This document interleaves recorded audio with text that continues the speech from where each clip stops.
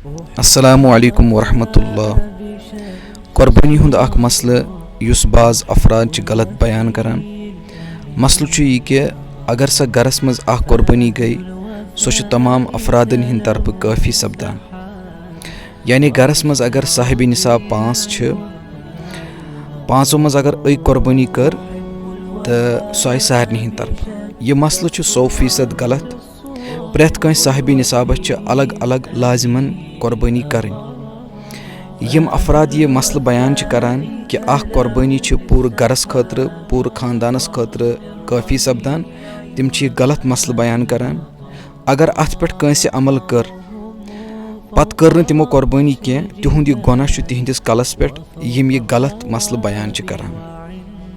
अस्सलामु अलैकुम वरहमतुल्लाह। कुर्बानी हुंद अख मसले युस बाज अफराद गलत बयान करान। मसलु